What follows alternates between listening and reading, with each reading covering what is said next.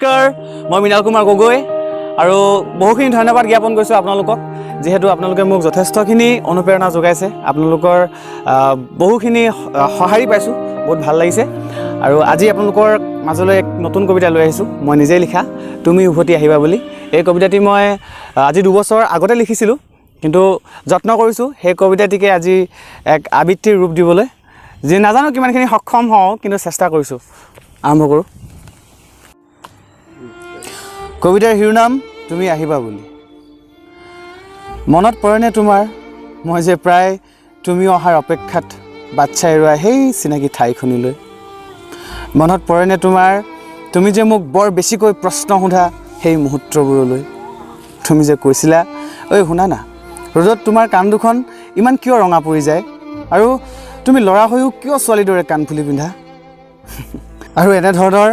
এশএবুৰি প্ৰশ্নৰ উত্তৰ দিছিলোঁ বহু ৰহন হানি হানি আৰু সেই প্ৰশ্নৰ উত্তৰবোৰত তুমি হাঁহি হাঁহি মজগুল হৈ গৈছিলা মোৰ কথাবোৰ শুনি শুনি কিন্তু প্ৰান্তত তুমিয়ে কৈছিলা তোমাক পাহৰি যাবলৈ বুলি আৰু তুমিতো এৰি থৈ গুচি গ'লা আৰু মোক বহুত দূৰলৈ ঠেলি কিন্তু আজিও মই বাট চাই ৰওঁ তুমি অহা বাটলৈ বুলি তুমি আহিবা বুলি প্ৰেম ভালপোৱাৰ নামত ধেমালি কৰিবলৈ অহা নাছিলোঁ আৰু তোমাৰ হৃদয়খনিক লৈ কাহানিও ভুলতো খেলিম বুলি ভবা নাছিলোঁ কেৱল মৰম বুটলি মৰম যাচিবলৈ জানিছিলোঁ মই কিন্তু এটা কথাই বুজি নাপালোঁ কোনো অভিযোগ নথকাকৈ কোনো ওজৰ আপত্তি নথকাকৈ মোক এৰি তুমি কিয় গুচি গ'লা মোৰ বিশ্বাস তুমি মোক আজিও ভাল পোৱা সেইবাবে এষাৰ কথা ক'ব খোজোঁ এতিয়া দৰদী গীতৰ সুৰেৰে মই একেই আছোঁ একেদৰেই পাবা জানো জানো তুমি এদিন উভতি আহিবা ভাল লাগে মোৰ তোমাৰ প্ৰতিটো কথা খুঁৱৰি ক'ৰবাত দেখিলে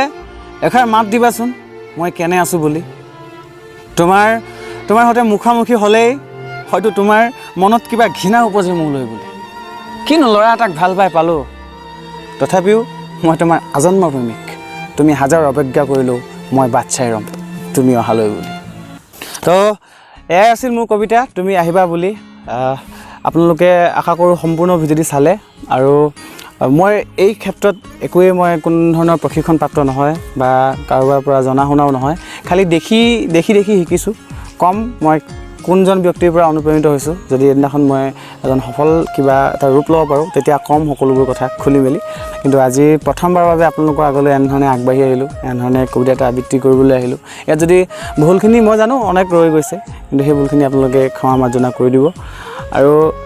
এই মুহূৰ্তলৈকে এই ক্ষেত্ৰত যিসকল ব্যক্তিয়ে মোক সহায় সহযোগ কৰি আহিছে তেখেতলোকক মই অশেষ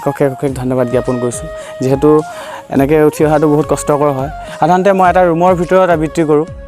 আৰু এতিয়া বৰ্তমান ৰুমটোৰ কাম শেষ হ'ল মানুহে ঘৰলৈ ল'লে এতিয়া মোৰ মানে জেগা নাই সেইবাবে পিছত মোৰ থকা আমাৰ ৰুমৰ কি মই য'ত আছোঁ তাৰ কাষতে ককাইদেউ এজন আছে উমাকান্ত সন্দিকৈ বুলি কয় তেখেতক ক'লোঁ যে আছে নেকি কিবা এনেকুৱা কৰিব পৰা মানে ৰেকৰ্ডিং কৰিব পৰা বা অকণমান তাৰপিছত ক'লে যে আহা মই ৰেকৰ্ডিঙো কৰি দিম তোমাক ভিডিঅ' কৰি দিম হয় বাৰু তেখেতে আজি এই ভিডিঅ'টো কৰি আছে তেখেতলৈ মই কি ক'ম বহুত ধন্যবাদ আৰু মোৰ ক'বলৈ কোনো ভাষা নাই আমি পিছলৈ লগ পাম আমি এতিয়ালৈ বিদায় মাগিছোঁ ধন্যবাদ